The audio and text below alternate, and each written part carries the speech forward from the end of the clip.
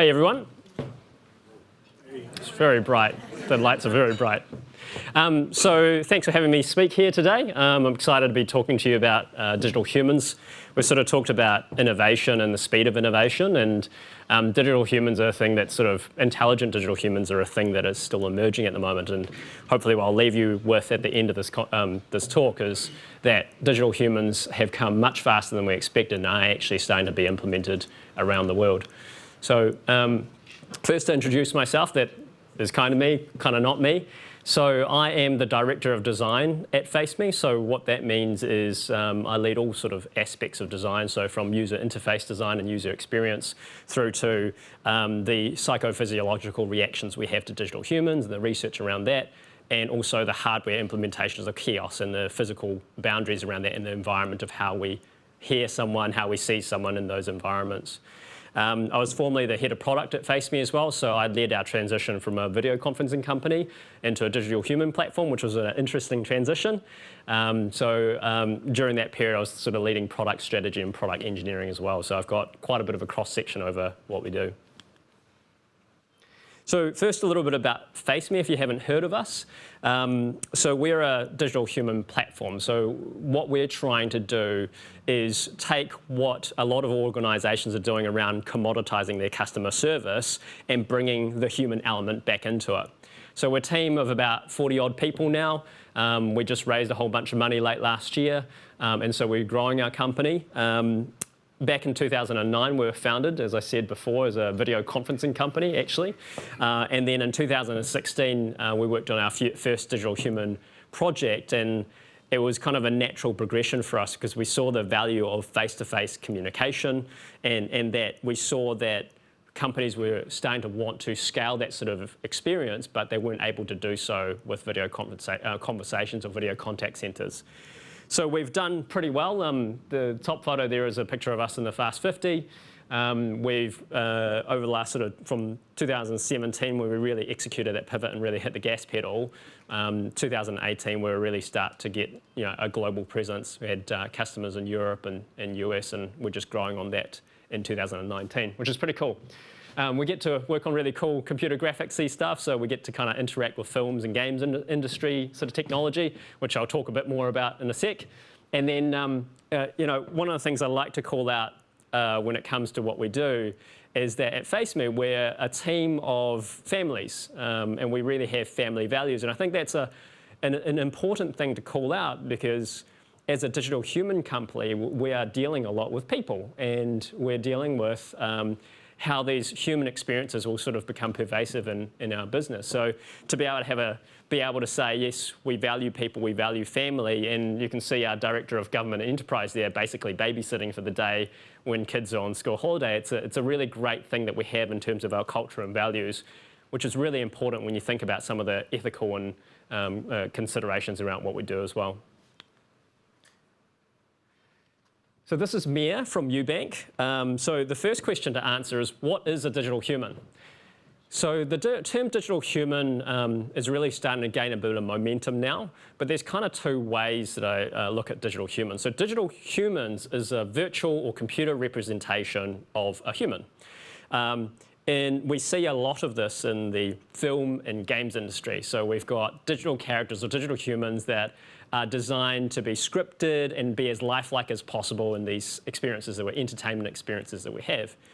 FaceMe operates on the intelligent digital human side of things. So we use similar technology.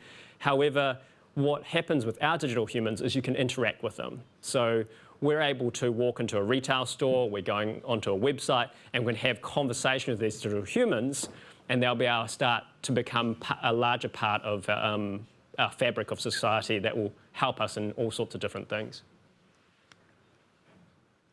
When I say digital humans, I kind of wanted to actually share that it's not just digital humans. Predominantly what we're doing at the moment is digital humans, but this is Eno, a little bit of a prototype robot that we did as well. Our technology allows us to create non-human characters as well, which works in some scenarios quite well. So we've actually had a really good response with him. He was created out of a hackathon, and he's a neat little character that we use internally. So digital humans, how do we create them? There are kind of two main ways that we create digital humans. One is essentially synthesizing a digital human off the scans of multiple different people. So we have a database of people, and we essentially mesh the different features of those people together to create a new digital human. So it's like if you've ever played computer games or role-playing games, and you kind of drag the sliders and they're like trying to recreate yourself or create a better-looking version of yourself, and you're kind of adjusting the nose and eyes. It's kind of like that. This here is us preparing Daniel Colt from UBS Bank to do a scanning. So that is the other method that we use for creating digital humans. So right there, he's sort of had his skin cleaned down, his face is getting marked, ready for a scanning process. And then we take him through a scanner, which is kind of like I kind of call it a time machine, but nobody actually knows what a time machine looks like. It's not actually a real thing. So if you imagine a sphere, which is like a latticework structure, like lots of metal, holding about 120 or more digital SLR cameras, plus a whole bunch of LEDs. And you step inside of it, and it's like the most surreal lighting experience you ever get. It's like the most perfect lighting, and you can see every single detail of the skin, of your face, your pores. And so these cameras fire in sequence to be able to capture all the detail from your low frequency detail, as in like the larger, broader shapes of your face, through to micro pore and through to the specular aspects of your skin, which basically means how your skin reflects light. And then all of that is taken, and we essentially vacuum form what was created as like a high resolution mock-up, like a sculpture, and we vacuum form this mesh over the top of that, and then we extract all the skin detail, and we reproduce. Our artists then do their magic, and they reproduce the face in amazing lifelike detail in a rendering engine. So that is the final result of the scan through to a real-time rendering. So when I say real-time, one of the things that has kind of made this technology possible is that, you know, with movies, you might spend hours to render one single frame of image. And that, you know, in movies, it's 24 frames per second. So you can get a sense of how long it takes to render these graphics. This is running 60 frames per second. So this is running at real time. You can interact in real time, which has just become possible through GPU technology, basically. So I talked a bit about how we interact with digital humans. So it's all well and good having these lifelike digital humans, but how do we actually interact with them? So there's kind of two main ways that you can do it.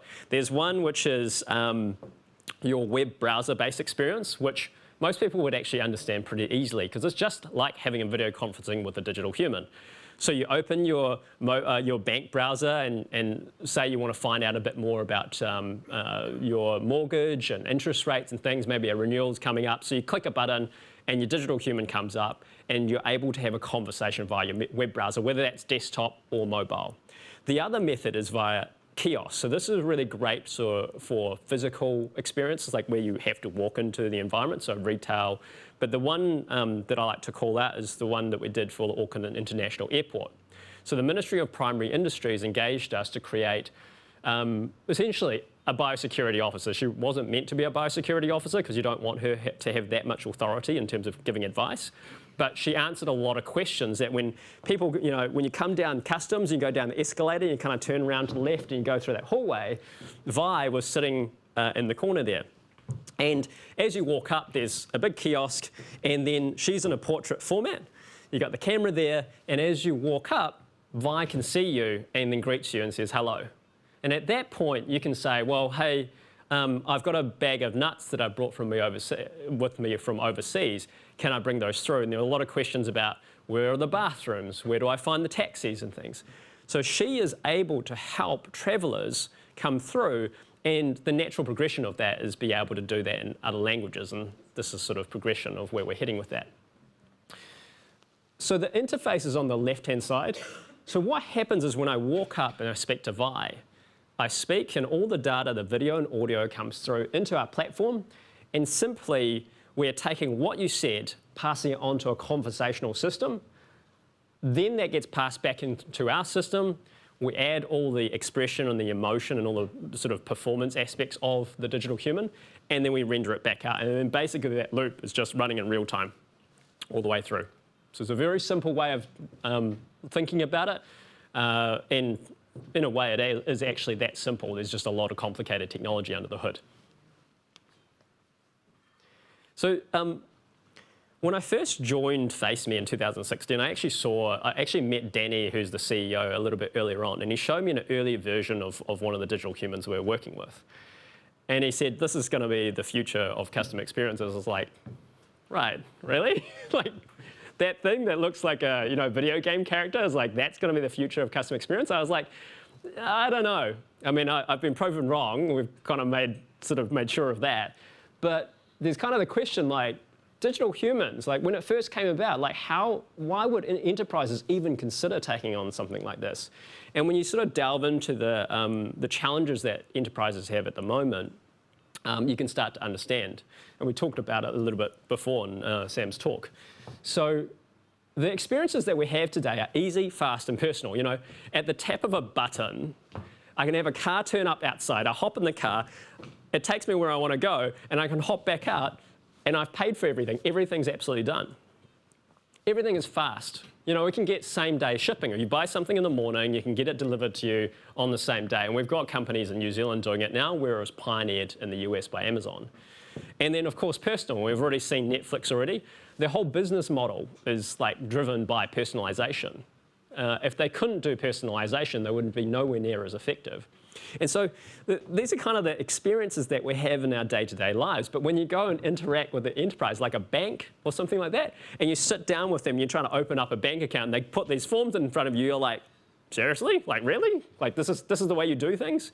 And so the motivation for them is, we need to make these customer experiences way better. Now, there's a lot of that happening right now, which is the commoditization of it, which is like, hey, let's put a chatbot. Hey, let's put the form online. But what happens is, at least when you're in person setting up the bank account, you're talking to a person. You're having an emotional engagement with the business, but that's all gone now. So these are the things that we're starting to find from large enterprise businesses, and why it's driving this sort of behavior to adopt this sort of technology. So I mentioned before that we did a bit of work with UBS. So if you don't know UBS, UBS is the largest private wealth bank in the world. So we did a project with them back in a year or two ago, I think, 2 years ago. And it was based in Switzerland. And they did a really neat video that was to share amongst their organisation and publicly as well, as sort of around the vision of what they were doing. So I'll just share this quick video because I think it's quite neat.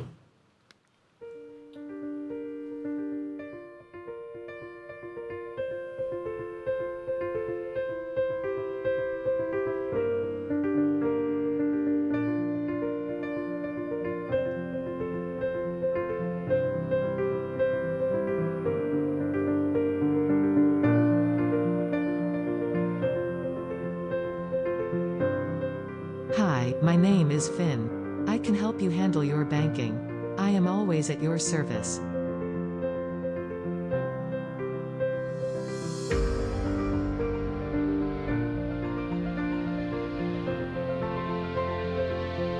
On the economic situation, I can today offer an analysis of market risks. This is the change in exchange rates against the Swiss franc since the beginning of this year.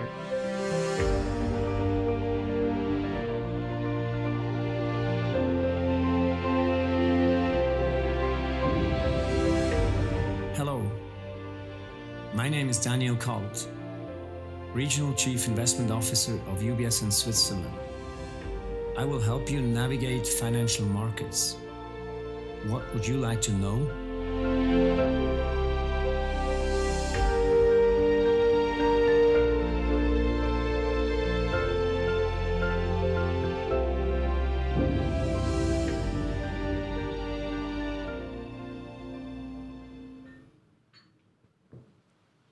So we've done a few different projects now. This is some of the media coverage that we have, and there's kind of a question of, you know, this is all well and good that companies are starting to adopt this and take this on, but do people actually enjoy interacting with digital humans? What is the actual response that's out there? And I'm glad to say, everywhere from executives through to the people that actually use and the end users, there has been a really great response. It's still a new technology.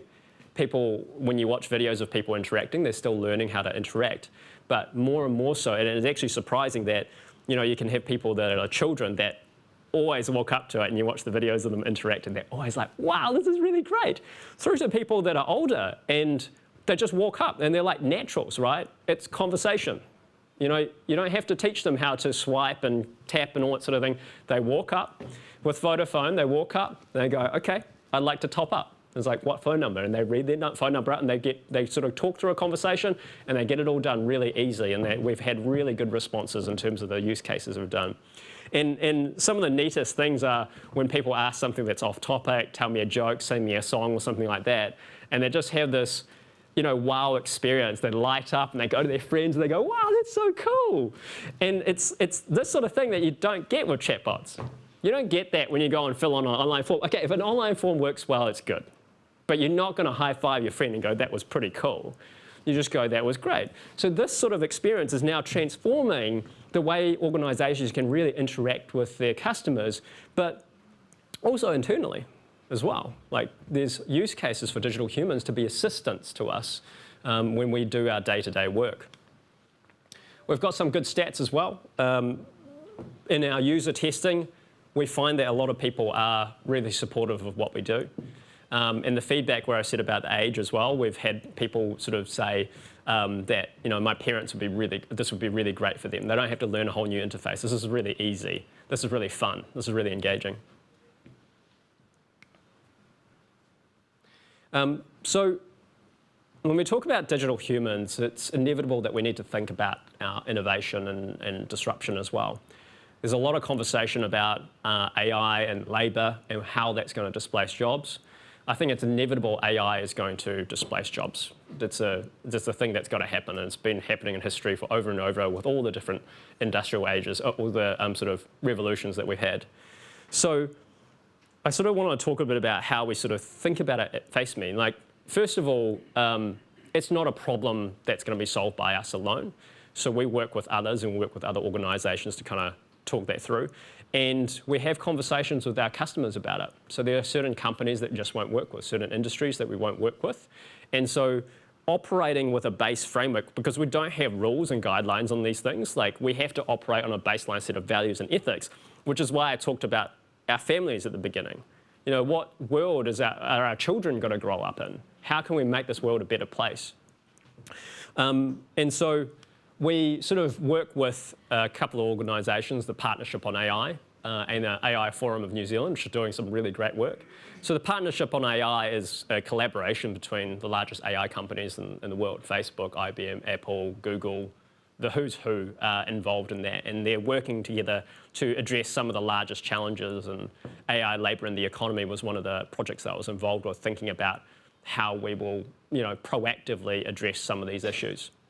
So I think if you are in the AI space and you are in technology, at the very least, have a look at what the work that has been, what work is being done, and encourage conversation with your organisation if you are doing AI work.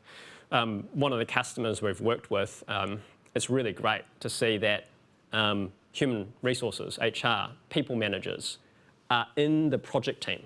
They're not directly executing on the work that we're doing, but they're there as part of the conversation because they value their people, and it's just so fantastic to see.